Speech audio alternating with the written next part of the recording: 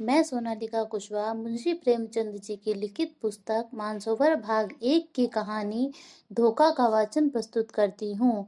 सती कुंड में खिले हुए कमल वसंत के धीमे धीमे झोंकों से लहरा रहे थे और प्रातः काल की मंद मंद सुनहरी किरणें उनसे मिल मिलकर मुस्कुराती थीं। राजकुमारी प्रभा कुंड के किनारे हरी भरी घास पर खड़ी सुंदर पक्षियों का कलरव सुन रही थी।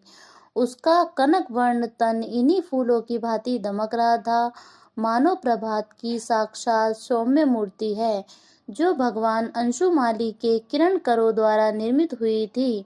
प्रभा ने मोलसिरी के वृक्ष पर बैठी हुई एक श्यामा की ओर देखकर कहा, मेरा जी चाहता है कि मैं भी एक चिड़िया होती। उसकी सहेली उमा ने मुस्कुराकर पूछा, क्यों? प्रभा ने कुंड की ओर ताकते हुए उत्तर दिया, वृक्ष की हरी भरी डालियों पर बैठी हुई चहचहाती मेरे कलरव से सारा बाग गूंज उठता। उमा ने छेड़कर कहा, नौगढ़ की रानी ऐसे कितने ही पक्षियों का गाना जब चाहे सुन सकती है। प्रभा ने संकुचित होकर कहा, मुझे नौगढ़ की रानी बनने की अभिलाषा नहीं है। मेरे लिए किसी नदी का सुनसान किनारा चाहिए, एक वीणा और ऐसी ही सुंदर सुहावने पक्षियों के संगीत की मधुर ध्वनि में मेरे लिए सारे संसार का ऐश्वर्य भरा हुआ है। प्रभा का संगीत पर अपरिमित प्रेम था। वह बहुधा ऐसे ही सुख स्वप्न देखा करती थी। उमा उत्तर देना ही चाहती थी कि इतने में बाहर से किसी के गाने की आवाज आई, कर गए थोड़े दिन की प्रीति। प्रभा ने एकाग्र मन होकर सुना और अधीर होकर कहा, बहन, इस वाणी में जादू है, मुझसे अब बिना सुने नहीं रहा जाता, इसे भीतर बुला लाओ। उस पर भी गीत का जादू असर कर रहा था। वह बोली, निसंदेह ऐसा राग मैंने आज तक नहीं सुना, खिड़की खोलकर बुलाती हूँ। थोड़ी देर में रागिया भीतर आया। सुंदर सजीले वदन का नौजवान था, नंगे पैर, नंगे सिर, कंधे पर एक मृग चर्म, शरीर पर एक गेरुआ वस्त्र, हाथों में एक सितार, मुखारविंद से तेज चटक रहा था। उसने दबी हुई दृष्टि से दोनों कोमलांगी रमणियों को देखा और सिर झुकाकर बैठ गया। प्रभा ने झिझकती हुई आंखों से देखा और दृष्टि नीचे कर ली। उमा ने कहा, योगी जी, हमारे बड़े भाग्य थे कि आपके दर्शन हुए, हमको भी कोई पद सुनाकर कृतार्थ कीजिए। योगी ने सिर झुकाकर उत्तर दिया, हम योगी लोग नारायण का भजन करते हैं, ऐसे ऐसे दरबारों में हम भला क्या गा सकते हैं, पर आपकी इच्छा है तो सुनिए। कर गए थोड़े दिन की प्रीति, कहाँ वह प्रीति, कहाँ वह, कहाँ यह बिछरन, कहाँ मधुबन की रीति। कर गए थोड़े दिन की प्रीति। योगी का रसीला करुण स्वर, सितार का सुमधुर निनाद, उस पर गीत का माधुर्य प्रभा को बेसुध किए देता था। इसका रसज्ञ स्वभाव और उसका मधुर रसीला गान अपूर्व संयोग था। जिस भांति सितार की ध्वनि गगन मंडल में प्रतिध्वनित हो रही थी, उस भांति प्रभा के हृदय में लहरों की हिलोरें उठ रही थीं। वे भावनाएं जो अब तक शांत थीं, जाग पड़ी। हृदय सुख स्वप्न देखने लगा। सती कुंड के कमल तिलिस्म के परियां बन बनकर मंडराते हुए भौरों से कर जोड़ सजल नयन हो करते थे। कर गए थोड़े दिन की प्रीति। सुर्ख और हरी पत्तियों से लदी हुई डालियां सिर झुकाए चहचहाते हुए पक्षियों से रो रो कर कहती थीं, कर गए थोड़े दिन की प्रीति। और राजकुमारी प्रभा का हृदय भी सितार की मस्तानी तान के साथ गूंजता था, कर गए थोड़े दिन की प्रीति। प्रभा बघोली के राव देवी चंद की इकलौती कन्या थी। राव पुराने विचारों के रईस थे, कृष्ण की उपासना में लवलीन रहते थे, इसलिए इनके दरबार में दूर दूर के कलावंत और गवैये आया करते और इनाम एक राम पाते थे। राव साहब को गानों से प्रेम था। वे स्वयं भी इस विद्या में निपुण थे। यद्यपि अब वृद्धावस्था के कारण यह शक्ति निषेध हो चली थी, पर फिर भी विद्या के गूढ़ तत्वों के पूर्ण जानकार थे। प्रभा बाल्यकाल से ही इनकी सोहबत में बैठने लगी। कुछ तो पूर्व जन्म का संस्कार और कुछ रात दिन गाने की ही चर्चाओं ने उसे भी इस फन में अनुरक्त कर दिया था। इस समय उसके सौंदर्य की खूब चर्चा थी। राव साहब ने नौगढ़ के नवयुवक और सुशील राजा हरीशचंद्र से उसकी शादी तजवीज की थी। उभय पक्ष में तैयारियां हो रही थी। राजा हरिश्चंद्र मेयो कॉलेज अजमेर के विद्यार्थी और नई रोशनी के भक्त थे। उनकी आकांक्षा थी कि उन्हें एक बार राजकुमारी प्रभा से साक्षात्कार होने और प्रेमालाप करने का अवसर दिया जाए, किंतु राव साहब इस प्रथा को दूषित समझते थे। प्रभा राजा हरिश्चंद्र के नवीन विचारों की चर्चा सुनकर इस संबंध से बहुत संतुष्ट न थी, पर जब से उसने इस प्रेममय युवा योगी का गाना सुना था, तब से तो वह उसी के ध्यान में डूबी रहती। उमा उसकी सहेली थी। इन दोनों के बीच कोई पर्दा न था, परंतु इस भेद को प्रभा ने उससे भी गुप्त रखा। उमा उसके स्वभाव से परिचित थी, ताड़ गई, परंतु उसने उपदेश करके इस अग्नि को भड़काना उचित न समझा। उसने सोचा कि थोड़े दिनों में यह अग्नि आप से आप शांत हो जाएगी। ऐसी लालसाओं का अंत प्राय इसी तरह हो जाया करता है, किंतु उसका अनुमान गलत सिद्ध हुआ। योगी की वह मोहिनी मूर्ति कभी प्रभा की आंखों से न उतरती। उसका मधुर राग प्रति क्षण उसके कानों में गूंजा करता। उसी कुंड के किनारे वह सिर झुकाए सारे दिन बैठी रहती, कल्पना में ही मधुर हृदयग्राही राग सुनती और वही योगी की मनोहरणी मूर्ति देखती। कभी कभी उसे ऐसा आभास होता कि बाहर से यह आवाज आ रही है। वह चौंक पड़ती और तृष्णा से प्रेरित होकर वाटिका की चारदीवारी तक जाती और वहां से निराश होकर लौट आती। फिर आप ही विचार करती, यह मेरी क्या दशा है, मुझे यह क्या हो गया है। मैं हिंदू कन्या हूँ, माता पिता जिसे सौंप दे उसकी दासी बनकर रहना धर्म है। मुझे तन मन से उसकी सेवा करनी चाहिए। किसी अन्य पुरुष का ध्यान तक मन में लाना मेरे लिए पाप है। आह, यह कलुषित हृदय लेकर मैं किस मुंह से पति के पास जाऊंगी। इन कानों से क्यों कर प्रणय की बातें सुन सकूंगी, जो मेरे लिए व्यंग से भी अधिक कर्ण कटु होगी। इन पापी नेत्रों से वह प्यारी प्यारी चितवन कैसे देख सकूंगी, जो मेरे लिए वज्र से भी हृदय भेदी होगी। इस गले में वे मृदुल प्रेम बाहु पड़ेंगे, जो लोह दंड से भी अधिक भारी और कठोर होंगे। प्यारे, तुम मेरे लिए हृदय मंदिर से निकल जाओ। यह स्थान तुम्हारे योग्य नहीं। मेरा वश होता तो तुम्हें हृदय की सेज पर सुलाती, परंतु मैं धर्म की रस्सियों से बंधी हूँ। इस तरह एक महीना बीत गया। ब्याह के दिन निकट आते जाते थे और प्रभा का कमल सा मुख कुमलाया जाता था। कभी कभी विरह वेदना एवं विचार विप्लव से व्याकुल होकर उसका चित्त चाहता कि सती कुंड की गोद में शांति लूं, किंतु राव साहब इस शौक में जान ही दे देंगे, यह विचार कर वह रुक जाती। सोचती, मैं उनकी जीवन सर्वस्व हूँ। मुझ अभागिनी को उन्होंने किस लाड़ प्यार से पाला है। मैं ही उनके जीवन का आधार और अंतकाल की आशा हूँ। नहीं, यूं प्राण देकर उनकी आशाओं की हत्या ना करूंगी। मेरे हृदय पर चाहे जो बीते उन्हें ना कुड़ाऊंगी। प्रभा का एक योगी गवैये के पीछे उन्मत्त हो जाना कुछ शोभा नहीं देता। योगी का गान तानसेन के गानों से भी अधिक मधुर मनोहर क्यों ना हो, पर एक राजकुमारी का उसके हाथों बिक जाना हृदय की दुर्बलता प्रकट करता है। राव साहब के दरबार में विद्या की, शौर्य की और वीरता से प्राण हवन करने की चर्चा न थी। यहाँ तो रात दिन राग रंग की धूम रहती थी। यहाँ इसी शास्त्र के आचार्य प्रतिष्ठा के मसनद पर विराजित थे और उन्हीं पर प्रशंसा के बहुमूल्य रत्न लुटाए जाते थे। प्रभा ने प्रारंभ ही से इसी जलवायु का सेवन किया था और उस पर उनका गाढ़ा रंग चढ़ गया था। ऐसी अवस्था में उसकी गान लिप्सा ने यदि भीषण रूप धारण कर लिया तो आश्चर्य ही क्या है। शादी बड़ी धूमधाम से हुई। राव साहब ने प्रभा को गले लगाकर विदा किया। प्रभा बहुत रोई। उमा को वह किसी तरह छोड़ती न थी। नौगढ़ एक बड़ी रियासत थी और राजा हरिश्चंद्र के सुप्रबंध से उन्नति पर थी।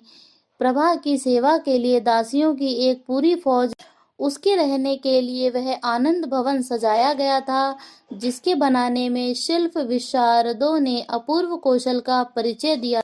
श्रृंगार चतुराओं ने दुल्हन को खूब संवारा। रसीले राजा साहब अधरामृत के लिए विहल हो रहे थे।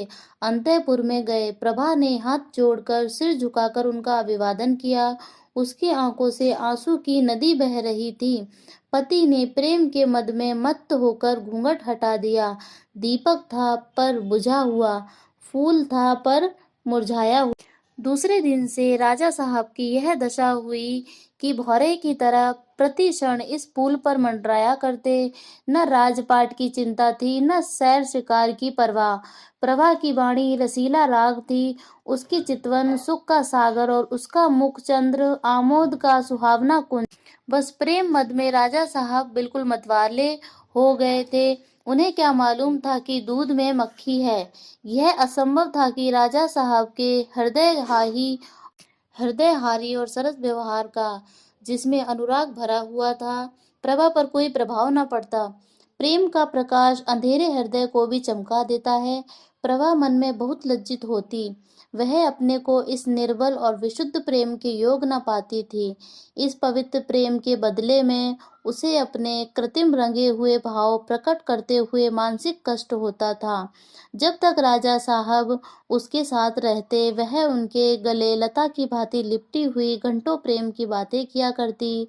वह उनके साथ सुमन वाटिका में चुहल करती, उनके लिए फूलों का हार गूंथती और उनके गले में हार डालकर कहती, प्यारे देखना ये फूल मुरझा ना जाएं, इन्हें सदा ताजा रखना। वह चांदनी रात में उनके साथ नाव पर बैठकर झील की सैर करती और उन्हें प्रेम का राग सुनाती। यदि उन्हें बाहर से आने में जरा भी देर हो जाती तो वही मीठा मीठा उल्हाना देती, उन्हें निर्दय तथा निष्ठुर कहती। उनके सामने वह स्वयं हंसती, उसकी आंखें हंसती और आंखों का काजल भी हंसता था। किंतु आह, जब वह अकेली होती, उसका चंचल चित्त उड़कर उसी कुंड के तट पर जा पहुंचता। कुंड का वह नीला नीला पानी, उस पर तैरते हुए कमल और मोलसिरी की वृक्ष पंक्तियों का सुंदर दृश्य आंखों के सामने आ जाता। उमा मुस्कुराती और नजाकत से लचकती हुई आप पहुंचती। तब रसीले योगी की मोहिनी छवि आंखों में आ बैठती और सितार से सुललित सुर गूंजने लगते, कर गए थोड़े दिन की प्रीति। तब वह एक दीर्घ निश्वास लेकर उठ बैठती और बाहर निकलकर पिंजरे में चहकते हुए पक्षियों के कलरव में शांति प्राप्त करती। इस भांति यह स्वप्न तिरोहित हो जाता। इस तरह कई महीने बीत गए। एक दिन राजा हरिश्चंद्र प्रभा को अपनी चित्रशाला में ले गए। उसके प्रथम भाग में ऐतिहासिक चित्र थे। सामने ही शूरवीर महाराणा प्रताप सिंह का चित्र नजर आया। मुखारबिंद से वीरता की ज्योति स्फुटित हो रही थी। तनिक और आगे बढ़कर दाहिनी ओर स्वामी भक्त जगमल, वीर वर सांगा और दिलेर दुर्गादास विराजमान थे। बाईं ओर उदार भीम सिंह बैठे हुए थे। राणा प्रताप के सम्मुख महाराष्ट्र केसरी वीर शिवाजी का चित्र था। दूसरे भाग में कर्मयोगी कृष्ण और मर्यादा पुरुषोत्तम राम विराजते थे। चतुर चित्रकारों ने चित्र निर्माण में अपूर्व कौशल दिखाया था। प्रभा ने प्रताप के पाद पद्मों को चूमा और वह कृष्ण के सामने देर तक नेत्रों में प्रेम और श्रद्धा के आंसू भरे मस्तक झुकाए खड़ी रही। उसके हृदय पर इस समय कलुषित प्रेम का भय खटक रहा था।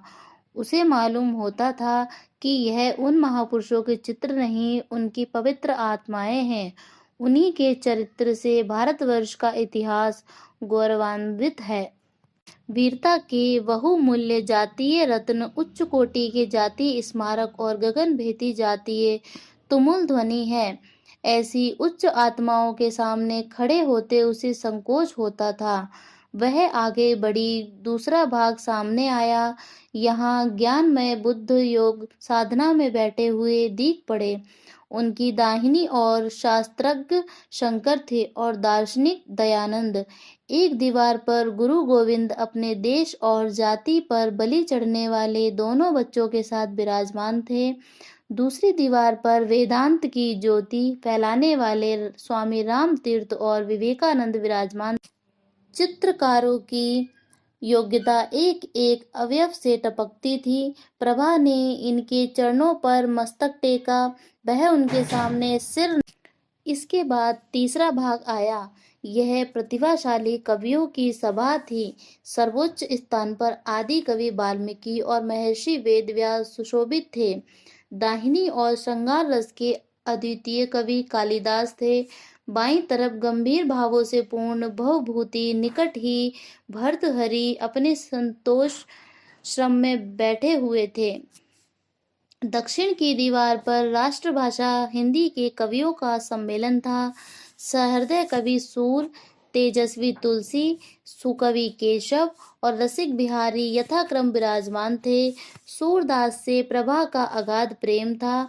वह समीप जाकर उनके चरणों पर मस्तक रखना ही चाहती थी कि अकस्मात उन्हीं चरणों के सम्मुख सर झुकाए उसे एक छोटा सा चित्र दिखाई पड़ा। प्रभा उसे देखकर चौंक पड़ी। यह वही चित्र था जो उसके हृदय पट पर खिंचा हुआ था। वह खुलकर उसकी तरफ ताक न सकी। दबी हुई आंखों से देखने लगी। राजा हरिश्चंद्र ने मुस्कुराकर पूछा, इस व्यक्ति को तुमने कहीं देखा है? इस प्रश्न से प्रभा का हृदय कांप उठा।